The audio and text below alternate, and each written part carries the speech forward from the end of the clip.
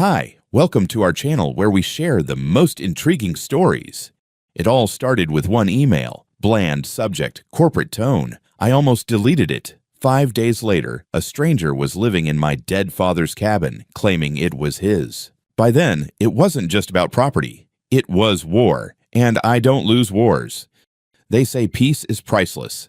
I used to believe that too, until HOA tried to reassign my mountain cabin to some random guy I'd never met. It started on a gray Thursday morning in Seattle. I had just wrapped up a brutal quarterly compliance review for a tech firm client and was halfway through my second cup of lukewarm office coffee when I got the email. The subject line read, "Community Solidarity Program, Immediate Action Required." I almost deleted it. It looked like another HOA spam broadcast I shouldn't be getting in the first place, but something about the formal tone made me click. That was a mistake. The email came from Maple Crest Summit HOA, a neighborhood association I've had exactly zero interaction with, aside from the occasional glare from a blonde woman in yoga gear when I drive by their gates. I don't live there. Never have, but my private cabin in the Cascades happens to share a boundary line with their overpriced cookie-cutter suburb.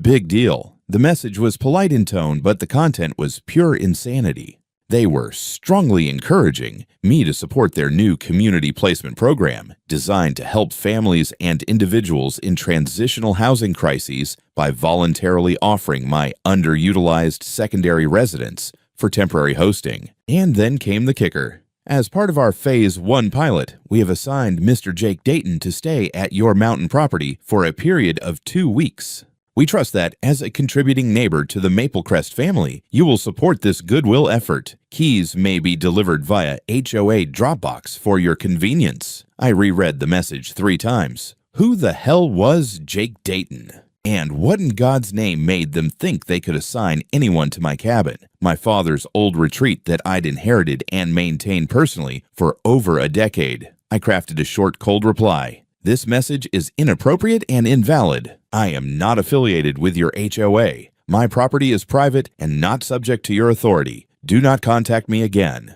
I sent it, then forwarded it to my firm's legal archive. Something about it reeked of attempted overreach. I spent Friday working from home, waiting to see if they'd respond. Nothing came. I figured it was some kind of glitch or misguided attempt at outreach. I told myself it would blow over. It didn't. That Saturday, I packed up my truck like I did most weekends and drove 2 hours east into the Cascades. The air was crisp and smelled of pine. As I turned off the gravel access road toward my cabin, I noticed something off before I even stopped the engine. The gate had a plastic HOA security seal looped through the latch. My pulse spiked. I parked, got out, and walked up. Hanging on the front porch was a laminated sign with the Maple Crest logo. Temporary housing in progress. Please do not disturb. And sitting next to the welcome mat was a suitcase. A large black Samsonite neatly tagged with the initials J. Dayton. I stood there for a few seconds, just absorbing. What the actual hell? I removed the seal, snapped it off with a multi-tool, and unlocked the front door. As I stepped inside, the smell hit me. Someone had already been here. There were crumbs on the counter, a half-empty water bottle on the side table, and a jacket slung over the back of the couch.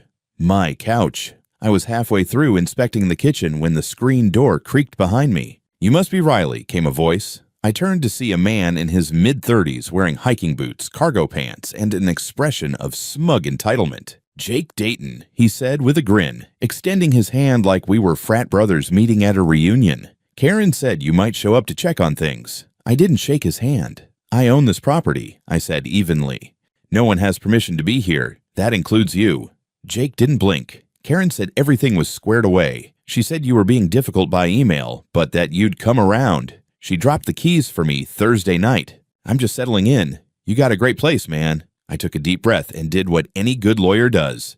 Documentation. I pulled out my phone and started recording. "You are trespassing on private property," I said clearly. "You do not have the owner's permission to be here. I am the legal owner. I am asking you to vacate immediately."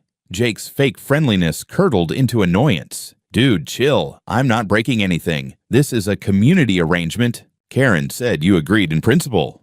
I didn't respond. I stepped outside, pulled out my other phone, and called the county sheriff's office. Jake watched me from the door with a mix of disbelief and irritation.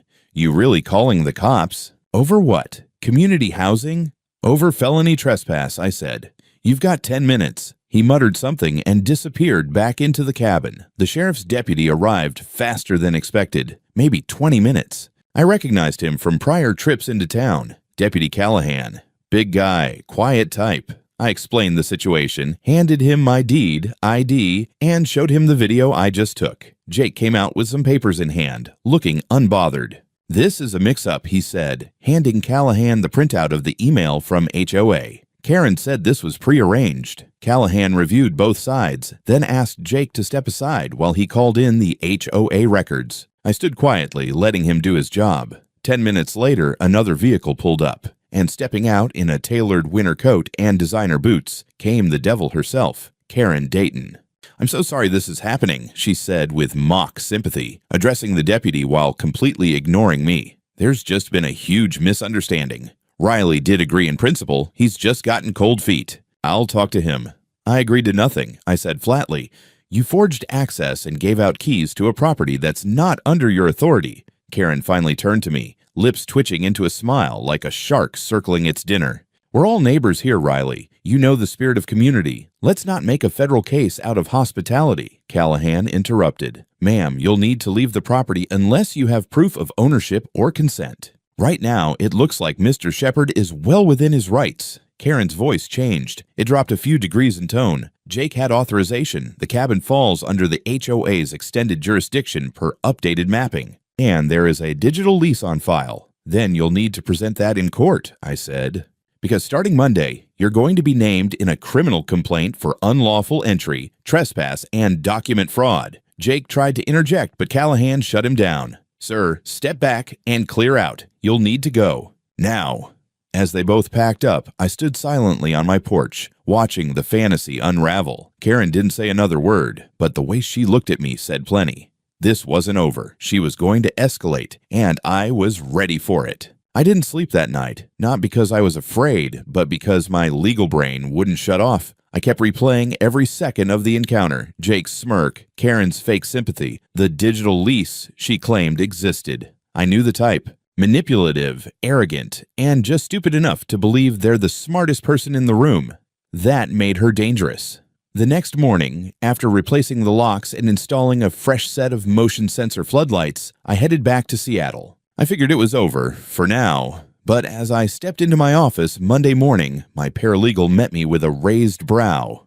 "Someone dropped this off for you," she said, handing me an official-looking envelope. The return address said Office of Land Use and Records, Catitas County. My stomach sank. Inside was a letter from the county compliance office. The content made my jaw tighten. There had been a formal complaint filed against me by HOA Maplecrest, citing a breach of contractual housing agreement, with an attached lease document supposedly signed by me on March 15th, 2 weeks prior. The document was a joke. My name was typed in Comic Sans, for God's sake. The signature was a bad scan of one of my old contracts. I recognized it from a redacted deposition from 2 years ago. They had copied and pasted my signature. But the letter from the county was real. They were requesting a response and threatening an investigation into non-compliance with emergency housing protocols.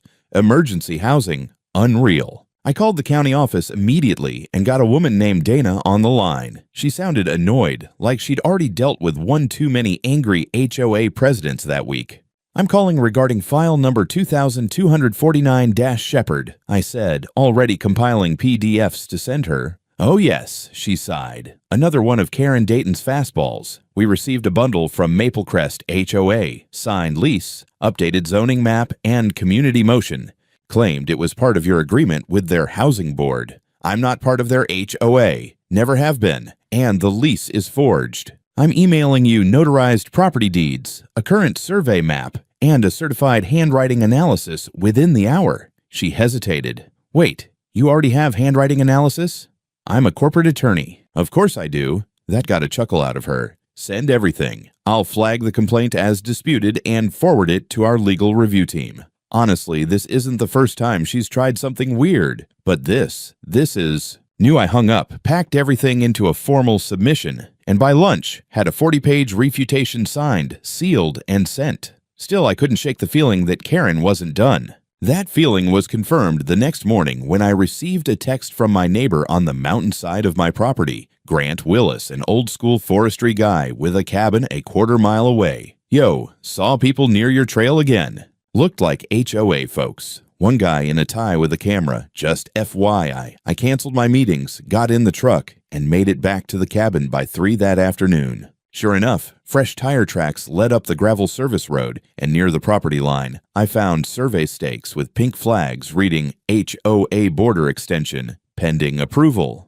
Border extension, number no. That evening, I pulled every map, deed, tax record, and registered boundary file I had. Then I called in a favor from a contact at the county assessor's office. Turns out Karen had submitted an amended community boundary map for Maple Crest, backdated 6 months, with my cabin and 2 other unincorporated lots now mysteriously listed as affiliate parcels. The file was pending review, but it had a hand-signed approval stamp from someone named Dean P. Malloy, and I knew for a fact that Malloy had retired in January. They were forging municipal approval documents now. I spent the rest of the night scanning everything and assembling a formal complaint. I didn't bother going through police dispatch this time. I called in direct to a detective I knew at the Caditas County Sheriff's Office, Detective Colin Graves, who'd handled a fraud case I'd consulted on 2 years earlier. "You serious?" he asked, after listening to the whole story. "They submitted a forged lease to the county and faked your signature?" "Worse," I said. "They falsified a zoning document and submitted boundary lines that don't exist." Graves sighed. "Okay, that's more than civil now. Send me everything. I'll open an investigation. Sounds like HOA president's playing emperor." I did. Everything. Videos, screenshots, maps, the whole disgusting paper trail. The next day, a sheriff's unit stopped by Karen's house to request a voluntary interview. She refused. By Thursday, Detective Graves confirmed they had enough to escalate. Criminal investigation into document fraud, unlawful entry, and falsification of public records. But HOA wasn't slowing down. Friday morning, I drove up to check on the cabin and found a new laminated sign nailed to a tree at the trailhead. Notice of default. Owner has failed to fulfill agreed temporary use terms. Property subject to HO community review. Trespassers will be removed. They were escalating it into full-blown fake foreclosure threats now. I called Graves again. "This woman is nuts," I said. "She's trying to fake a hostile takeover." He replied without hesitation. "Let's make it official. Monday morning, I'll walk the DA through it myself. You've got every right to push for criminal charges. And if she's really behind that map, that's felonious." "Good," I said, "because I'm not just pressing charges anymore. I'm going to blow this whole operation open." By Monday morning, I had enough files, photos, and legal ammunition to start a small war. But I didn't want war. I wanted facts. I wanted to know how deep this rabbit hole went, because if Karen was willing to forge leases and maps to get her cousin a free mountain vacation, it begged the question, had she done this before? The answer came faster than I expected. While I was prepping the formal filing for the sheriff's office, I decided to dig into Maple Crest's HOA history. A lot of their documents were public, meeting minutes, community board statements, newsletters archived on their ridiculous HOA website. And buried in the minutes of a meeting from 9 months ago, I found a curious entry. Temporary occupancy coordination, lot number 9, resolved via board consensus. No names, no details, just a hint. So I reached out to someone who might know more. Her name was Amy Patel, a teacher who used to own lot number 9. I'd seen her name pop up as a former resident in a property tax transfer document. A quick search on social media showed she'd moved to a nearby town about 6 months ago. I messaged her directly, explaining who I was and what had happened. She responded within the hour. "You're not the first," she wrote. "We met at a local coffee shop that afternoon." Amy looked tired, like someone who had once cared about being neighborly and then got burned for it. Over a lukewarm chai latte, she told me everything. "I went on a family trip last summer, gone for a week. When I came back, there was a couple living in my guest house. Furniture rearranged, HOA pamphlets on the table. Karen told me I had agreed verbally to let them stay as part of a pilot program. She even gave them keys." "You press charges?" Amy shook her head. I was intimidated. Karen claimed she had board authority, said it would be a civil fight, and I'd lose more in court than I'd get back. So I gave up, sold the place 3 months later. I felt the muscles in my jaw tense. This wasn't a one-time incident. This was a pattern. I asked if she'd be willing to provide a statement. She nodded. If you're going after her, count me in. That night, I called Detective Graves and relayed what I'd learned. He was quiet for a second, then said, "Sounds like we've got a serial abuser of property laws.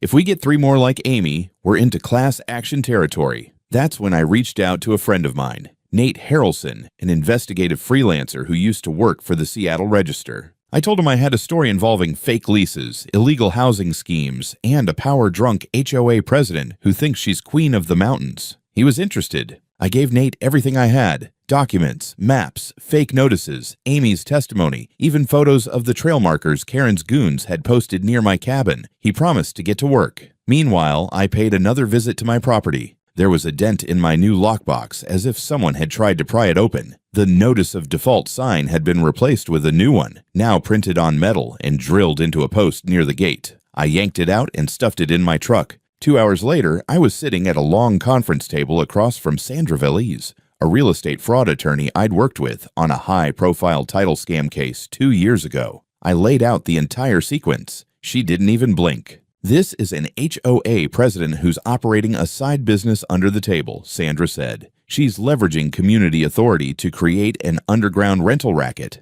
Legally, it's civil trespass, but with the forgeries, we're looking at criminal conspiracy, fraud, and abuse of governance." "I want to burn them down," I said. She smiled. "Then let's take them to court." Not just Karen. The whole HOA. While Sandra began drafting the suit, Nate called me. "You're not going to believe this," he said. "I found at least 4 other people who had nearly identical run-ins with Karen. 2 agreed to talk. One sent me bank statements showing cash transfers labeled as temporary use donation, all to an account tied to a Shell LLC registered in Spokane. You trace the owner? Karen Dayton. Same address." I stood at the window of my office, looking out at the Seattle skyline, and felt something click into place. This wasn't just a bad neighbor dispute. It was a coordinated abuse of power. A fraud operation using the appearance of community structure to extort, deceive, and benefit friends and family under the guise of solidarity. I didn't care what HOA stood for anymore. In Maple Crest, it stood for Hostile Occupation Authority. And I was done playing defense. Wednesday morning started with a thud. Literally, someone had slammed something heavy against the front gate of my mountain property. My neighbor across the ridge, old Mr. Talbot, texted me a blurry photo of a man in a neon vest affixing a new sign to my locked gate. The message simply read, "They're back." I canceled my morning meetings in Seattle and drove up to the cabin by noon. As I pulled into the gravel turnout, my blood pressure spiked. The metal notice of violation sign was back, but this time accompanied by an official-looking flag bearing the HOA seal and a laminated tag declaring the cabin subject to Community Allocation Emergency Occupancy Protocol. What the hell even is that? A folding chair had been set up on my porch, and sitting in it, scrolling his phone like he was waiting for a pizza, was Jake Dayton. He barely looked up when I parked. "You again," I muttered, getting out of the truck. Jake gave me that same irritating grin. "Karen said you're stalling and that I should stay put. She's filing an emergency claim with the county. You'll be hearing from someone official soon." I stared at him. "You are trespassing. That's a felony. Leave now or I call the sheriff again." He shrugged. "They were already here. Said it's a civil dispute and I should wait for the HOA board's decision." That's when I realized the real game. Karen wasn't trying to win in court. She was trying to wear me down with procedural noise, fake authority, and relentless intimidation. Her tactics were designed to make me crack before anything official happened. Too bad I don't crack. I took detailed photos of the signs, Jake, the tags, even the plastic bins that had been delivered behind my cabin, with HOA stickers on them, as if this was some sanctioned operation. Then I drove straight to the county assessor's office, where I demanded to speak with the real property compliance officer. Her name was Beatrice Kwan, and she was professional, sharp-eyed, and clearly annoyed at how her department's name was being misused. "This form," she said, holding up the laminated tag I'd taken from my gate. "Not ours. Never seen it. That seal is a cheap vector download. This is completely fabricated. You're willing to give a written statement?"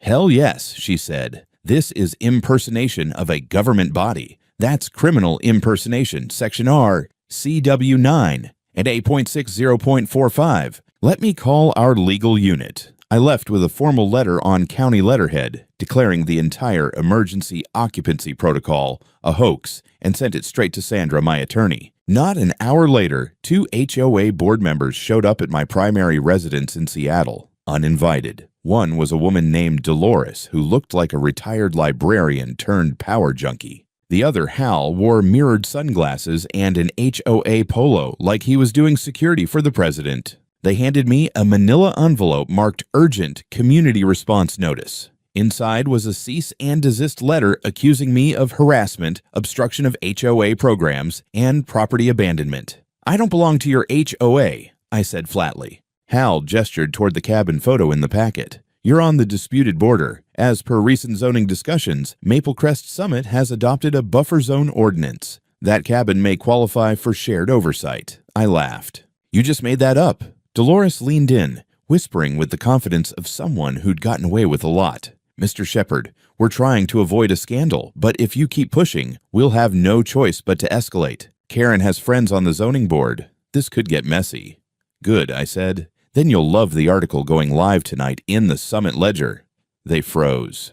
"You might want to tell Karen," I added, "that impersonating a government agency carries jail time. She can read all about it tomorrow. Page 1. That night, Nate's article dropped. Inside the Maple Crest land grab, how a HOA exploited temporary housing to seize private cabins. Full spread, photos, leaked HOA emails, testimonials. Even a diagram showing how Karen mapped out unauthorized occupancy targets. The backlash was instant. My phone lit up with calls from people I didn't even know. Cabin owners, retired vets, part-time residents, all saying they'd had weird run-ins with Karen and they were ready to testify. Some even forwarded HOA letters eerily similar to mine. Sandra's inbox was blowing up, and in the middle of that chaos, I got a voicemail from Karen herself. "Riley, this is Karen Dayton. You've gone too far. What you're doing is slander. You don't understand how things work up here. But you will." The tone wasn't angry. It was controlled, cold, almost rehearsed.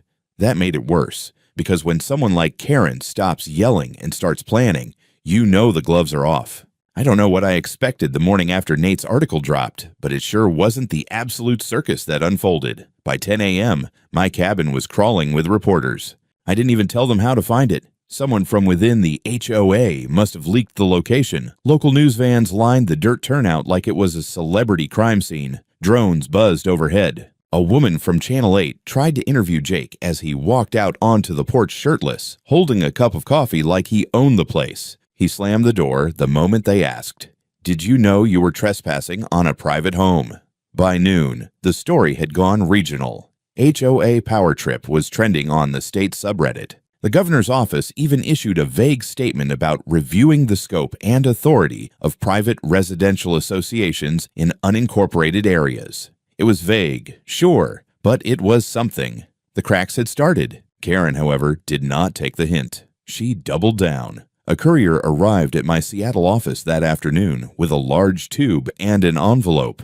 Inside the envelope, a printed notice of injunction on HOA letterhead declaring that due to ongoing disruption of Maple Crest's emergency occupancy program, I was now officially barred from approaching the cabin property until legal review. Concluded, in the tube, a giant under investigation do not enter banner that, according to Karen's cover letter, had already been installed on site by security personnel. That's when I got the next phone call from my neighbor, Mr. Talbot again. "You better get up here, Riley," he said, breathing hard.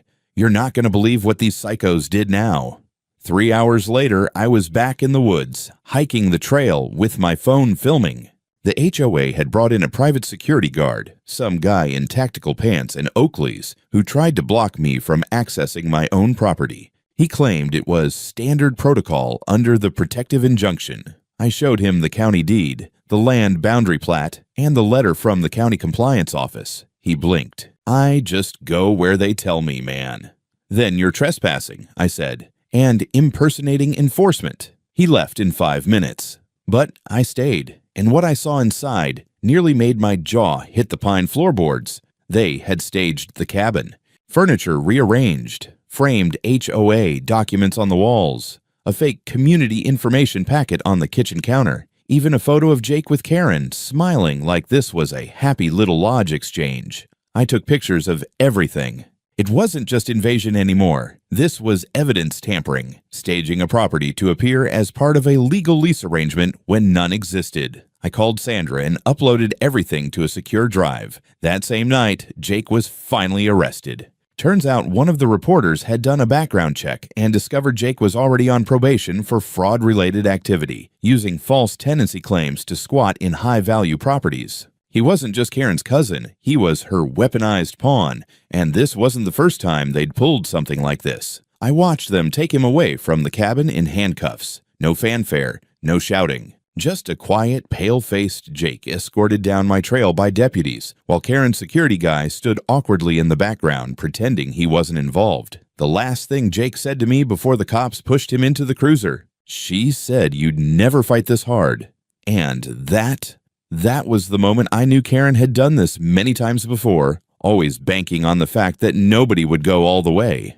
But I was going all the way. The arrest of Jake Dayton lit a fire I didn't know I still had in me. Watching him being driven off the mountain in cuffs was satisfying, sure, but it wasn't the end. It wasn't even close.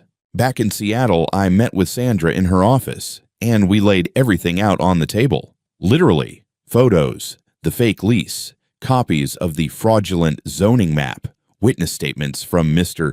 Talbot and the sheriff's deputies, emails from HOA officers, and Jake's probation records. It was a full-blown case file, and Sandra's eyes lit up like Christmas. "We're not just filing a civil suit anymore," she said. "This is criminal conspiracy, property fraud, zoning misrepresentation, misuse of HOA authority, impersonation of code enforcement. Riley, this could bury her."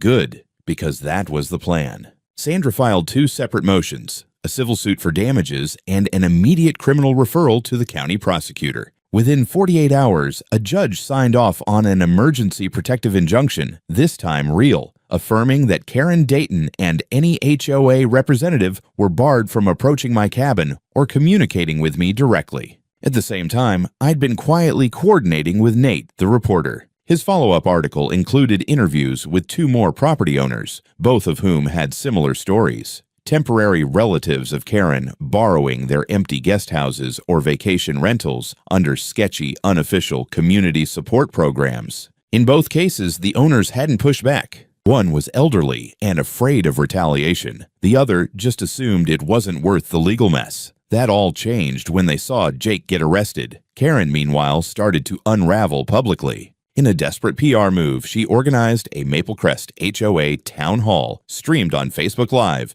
where she rambled for over 40 minutes about community resilience, voluntary relocation agreements, and how I was weaponizing the media against hard-working families just trying to find a roof. The comments were brutal. Nobody was buying it anymore. 3 days later, I got a call from the county district attorney's office. They were opening an investigation, not just into Karen, but into Maple Crest HOA as a whole, including their financials, zoning activities, and internal communications. Apparently, someone from the HOA board had turned over emails, a whistleblower. Sandra and I knew this was the break we needed. She drafted a subpoena request for the HOA's full ledger as well as access logs for their security contractors' activities at my property. Every hour that passed, more dots were being connected. That week, I also got a visit from Detective Alina Perez, an investigator from the state's Office of Consumer Protection. She specialized in HOA corruption and regulatory fraud, and she looked absolutely thrilled with the file I handed her.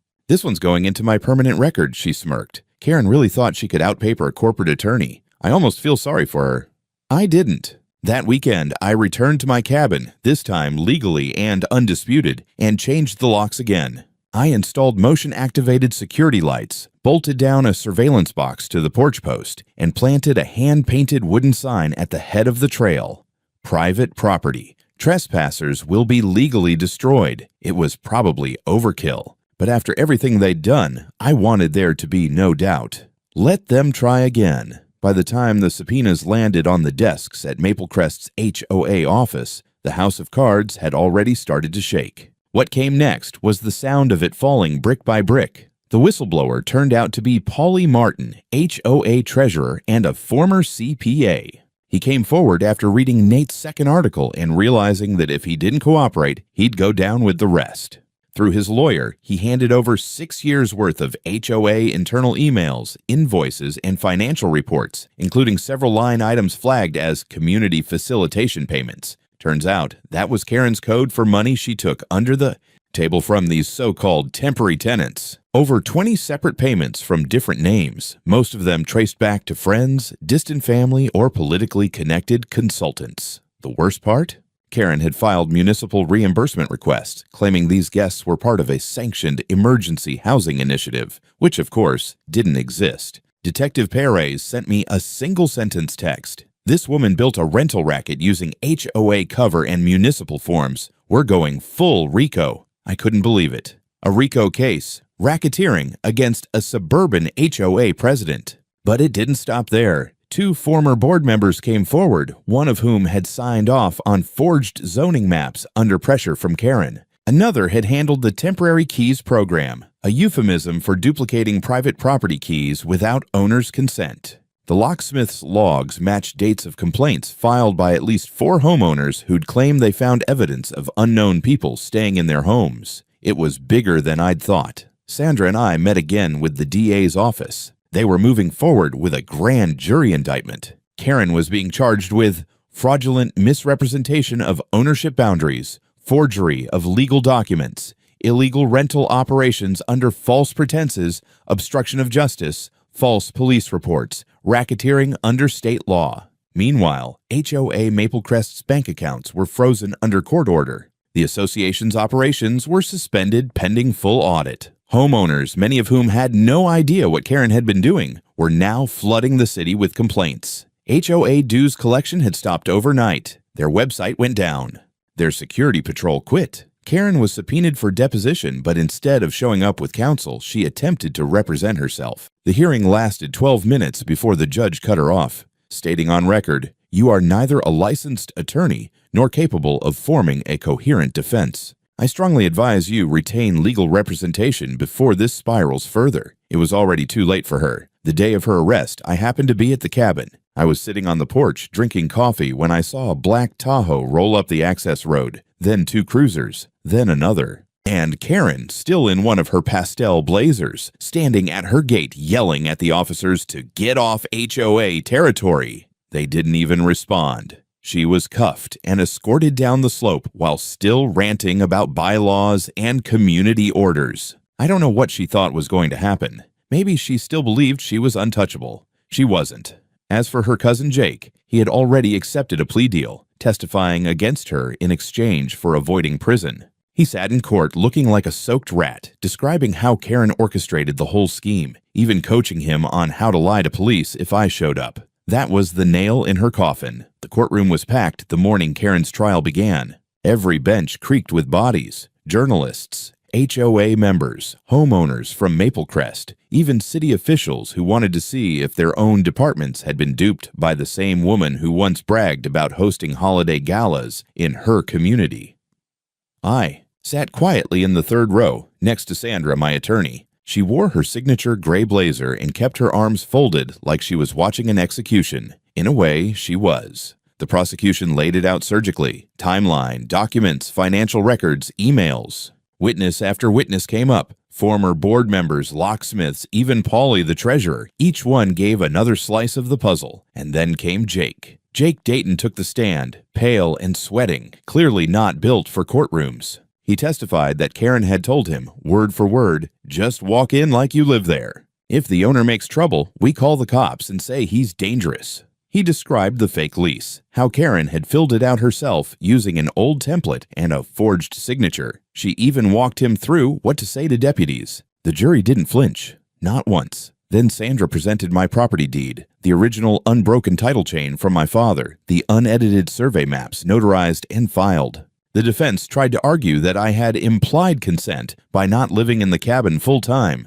That's when Sandra pulled out the guest log I'd kept for years, showing every weekend I'd spent there, including photos time-stamped on cloud backups. That shut the defense down like a trap snapping shut. But it was the city inspector's testimony that made the room gasp. He revealed that Karen had personally submitted a revised zoning map to the planning office, falsely claiming that Maple Crest's HOA boundary extended 20 feet into my property. Not only that, she had forged a secondary signature from a city clerk, a clerk who had died 2 years earlier. I leaned over to Sandra. Did she seriously ghost sign a dead guy? She nodded, eyes on the judge. Bold strategy. Let's see if it pays off. It didn't. The judge called a recess before reading the verdict, but no one left. We all waited. When he returned, he didn't waste time. In over 20 years on the bench, I have rarely seen such an egregious abuse of positional authority. The defendant weaponized her HOA position, falsified legal documents, trespassed on private property, and endangered an innocent citizen with false police reports. This was not mismanagement. This was premeditated fraud. Karen Dayton was found guilty on all charges. She was sentenced to 7 years in state prison, with no possibility of parole for at least 5. Jake got 2 years probation plus community service. The HOA was declared non-functional and subject to receivership. The state appointed a special administrator to oversee its dissolution. In the following weeks, I received apologies from a few former HOA members. Some claimed they had no idea what Karen was doing. Maybe they were lying. Maybe not. I didn't care. The cabin was mine again. Clean, quiet, untouched. I replaced the front lock with a biometric one and installed 2 new trail cameras along the ridge. Not paranoia, just policy. I also had a custom sign carved from red cedar and posted it right by the gravel path. Private, lawyer inside. Trespassers get served. Legally. 1 month later, I launched a nonprofit with Sandra called Know Your Land, aimed at helping homeowners navigate legal threats from overreaching HOAs. We offered seminars, webinars, legal templates, even emergency response guides. The case made headlines in property law circles. I ended up being invited to speak at the University of Washington School of Law, guest lecture on civil defense against community overreach, and every weekend, like clockwork, I returned to the mountains. No more padlocks. No more suitcases on my porch, just trees, wind, the cabin, and peace earned the hard way.